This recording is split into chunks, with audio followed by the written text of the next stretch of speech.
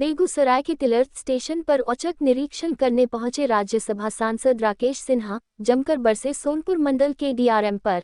Video calling के दौरान station की स्थिति दिखाने लगे। सोनपुर मंडल के डीआरएम को सख्त हिदायत दिए कि अगर 3 दिनों के अंदर सारी व्यवस्थाएं सुदृढ़ नहीं की गई तो सोनपुर मंडल के रेल चक्कों को जाम कर दिया जाएगा। बताते चले कि बेगूसराय के तिलर्थ स्टेशन पर तकरीबन 20 वर्षों से फुटओवर ब्रिज नहीं रहने के कारण कई लोगों की जान जा चुकी है और सुविधाओं का घोर अभाव है। गंदगी चारों तरफ फैली रहती है। जमालपुर जाने के लिए यहां से एक जोड़ी ट्रेन का परिचालन किया जाता है। कभी धूप कभी बारिश में यात्री बिना सर के ट्रेन की प्रतीक्षा करने को मजबूर। इसी बात की सूचना पाकर राज्यसभा सांसद राकेश सिन्हा तिलर्थ स्टेशन पहुंचे और वहां पर लचर व्यवस्था को देखते हुए सोनपुर मंडल के डीआरएम की जमकर लगाई क्लास। राज्यसभा सांसद 2 नंबर प्लेटफॉर्म पर जब गए तो वहां की भी व्यवस्था देख उनके होश उड़ गए। ना ही चापाकल, नहीं शौचालय और ना ही शेड। वहीं 1 नंबर प्लेटफॉर्म पर जाने पर स्टेशन मास्टर उनसे मिलने भी नहीं आए और न ही कहीं जीआरपी का एक पदाधिकारी ही दिखे। इसको लेकर काफी गुस्से में दिखे राज्यसभा सांसद राकेश सिन्हा। और क्या कुछ कह रहे हैं राज्यसभा सांसद राकेश सिन्हा, सुनिए इस खास रिपोर्ट में। बेगूसराय से चंदन कुमार की रिपोर्ट।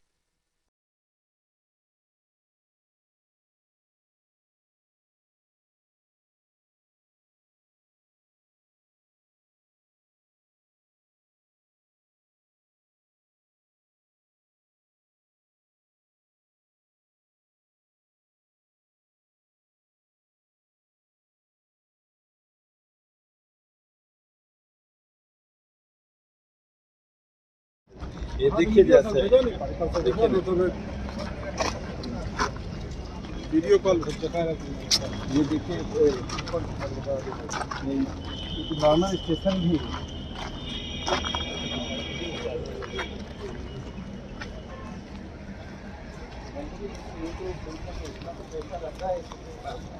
सफाई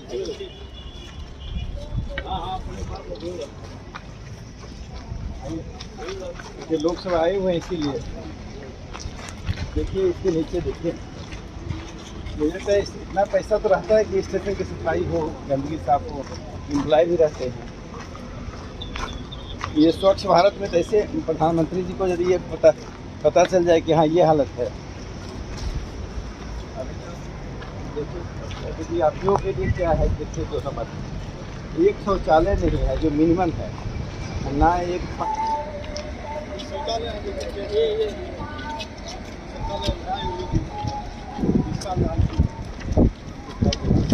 ये जो बना है बैठने के लिए,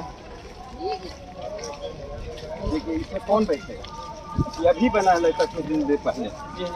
देखिए रैंपेज करप्शन देख लीजिए।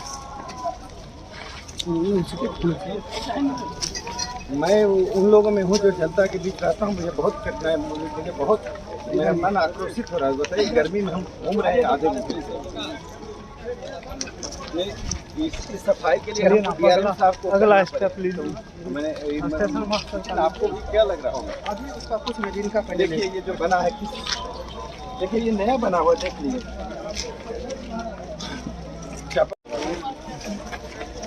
खातिर नहीं लिए।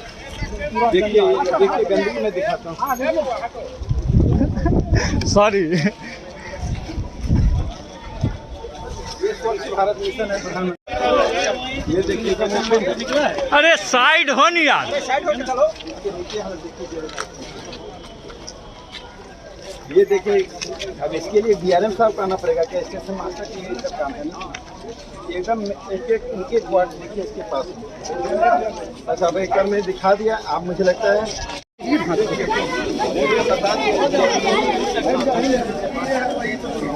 काम करेंगे जिसमें रेलवे स्टेशन स्वच्छता हो और यात्रियों की सुविधाएं। रेल मंत्रालय अश्विनी जी के नेतृत्व में एक बेहतरीन तरीके से रेल में सुधार का काम कर रहा है, लेकिन स्थानीय अधिकारियों की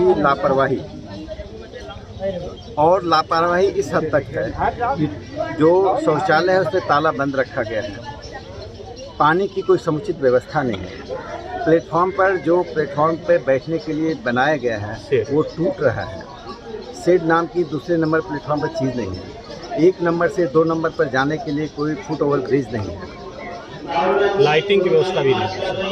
ये सारी समस्याएं हैं। आज डीआरएम साहब से मैंने वीडियो कॉन्फ्रेंसिंग के द्वारा उनको सारी स्थिति को दिखाया है। स्टेशन मास्टर अपने कमरे से बाहर नहीं आए, उन्होंने उचित नहीं समझा। उनके अनुसार से स्टेशन पर सब कुछ अच्छा चल रहा है।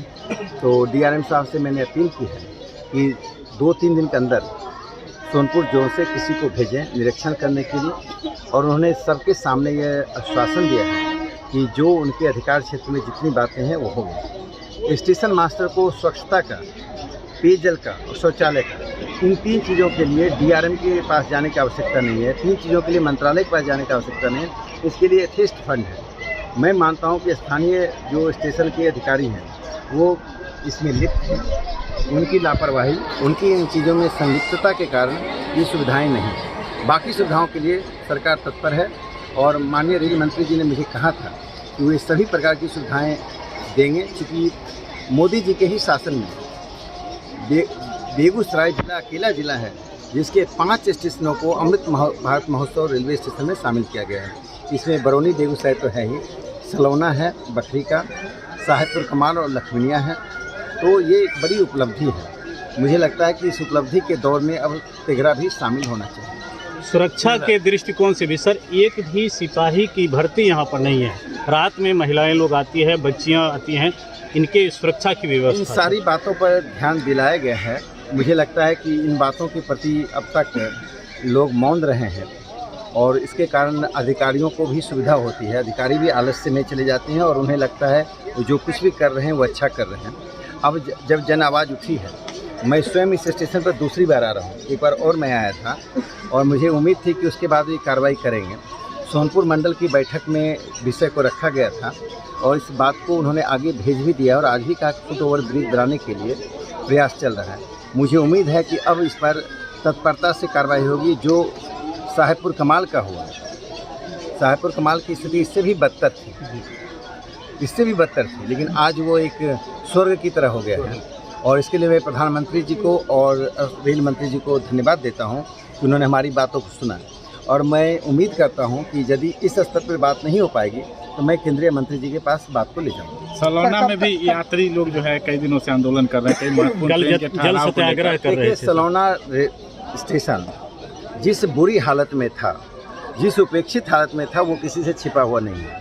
शौचालय से लेकर प्लेटफॉर्म तक जितने कम समय में सलौना स्टेशन में निरंतर सुधार हुआ है, और सलौना स्टेशन अब अमृत भारत रेलवे स्टेशन में आ गया है। उसमें आने के बाद अब स्वाभाविक रूप से प्राथमिकता के स्तर पर सभी जन यात्रियों के लिए, रेल यात्रियों के लिए सुविधाएं आएंगी। तो मुझे लगता है कि जब सरकार तत्परता के साथ काम कर रही है तो उस काम में सहयोग करना चाहिए, और जो मांगे हैं उन मांगों पर सरकार विचार कर रही है। समय के साथ सब मांगे पूरी होंगी। यहाँ के लोगों की एक मांग है सर कि एक भी इंटरसिटी नहीं यहाँ रुकती है, ताकि पटना जाए या इधर कटिहार जाए। इस पर सर देखिए, ये समस्या यहाँ के स्थानीय लोगों की, तेघरा की ही, तेघरा तिलरथ और धनौली फुलवरिया सभी स्टेशनों की है। क्योंकि बच्चे पढ़ने जाते हैं और लोग नौकरी के लिए जाते हैं, और कोई इंटरसिटी नहीं रहने के कारण उन्हें दुविधा होती है और संकट में रहते हैं। इस बात को व्यवस्थित ढंग से उठाया जा रहा है।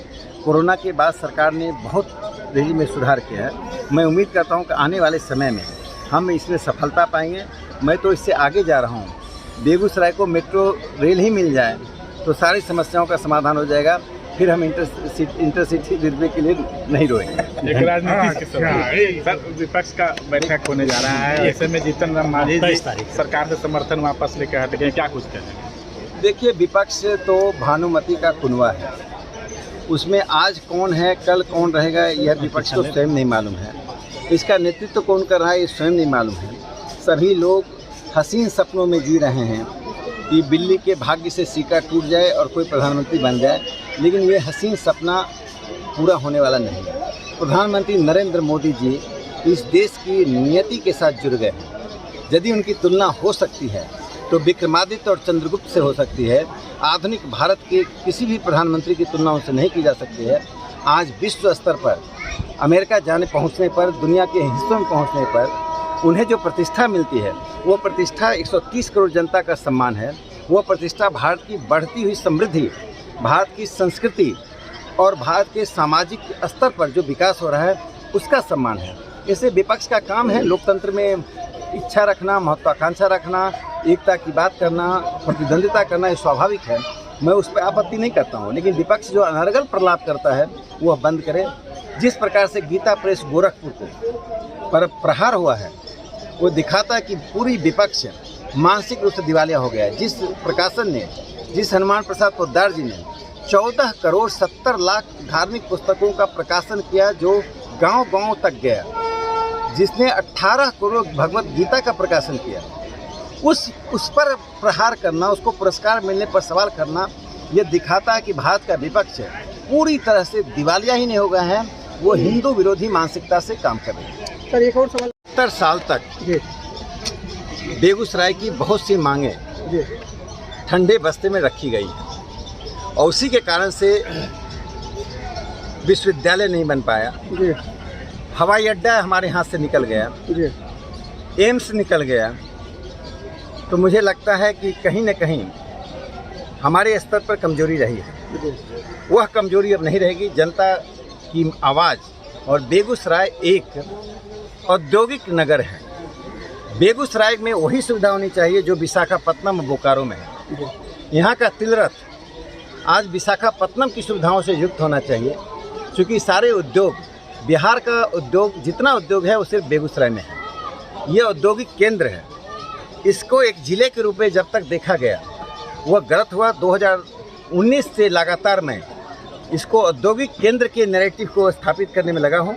मुझे खुशी है अब सभी राजनेता, सभी दल के लोग और आम कार्यकर्ता भी इसको अब जिला नहीं औद्योगिक केंद्र के रूप में बोल रहे हैं कि इस सफलता के बाद अगला कदम होगा यहाँ मेट्रो होना, यहाँ पर एम्स होना, यहाँ पर रामधारी सिंह दिनकर जी के नाम पर विश्वविद्यालय होना और सभी रेलवे स्टेशनों में जो विश्व स्तरीय सुविधा प्राप्त। सर जैसा कि प्रधानमंत्री मोदी जी ने राजनीति से अलग रखा। जब हम विकास के काम के लिए निकलते हैं तो हम सभी दलों का समर्थन लेते हैं। विकास का वामपंथ, दक्षिणपंथ, राष्ट्रवाद से कोई संबंध नहीं है। कोई वामपंथ भी मेरे साथ जुड़ते हैं। हम झंडा लेकर इसलिए विकास के काम में नहीं आते, हम नारे लेकर नहीं आते, हम तो सिर्फ जनता के हित को, जनता की समृद्धि के लिए। और मैं मानता हूँ जब तक जनता जाति में, संप्रदाय में और संकीर्णताओं में बटी हुई है, जनता इसी तरह छली जाती रही है जैसे छली जाती रही है। जनता को संकीर्णताओं से ऊपर उठना पड़ेगा, विकास का पैमाना देखना पड़ेगा, उसी आधार पर लोकतंत्र मजबूत होता है। प्रधानमंत्री नरेंद्र मोदी जी का एक ही संदेश है कि सबका साथ, सबका विकास, सबका विश्वास, सबका प्रयास।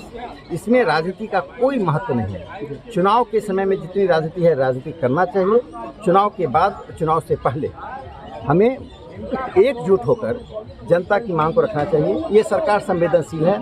यदि हम मांग को लेकर जाते हैं, तथ्यों को ज्ञात कराते हैं, सरकार कार्रवाई करती है। साहेबपुर कमाल स्टेशन इसका सबसे बड़ा उदाहरण है। और जो लोग दीजिएगा लीजिए,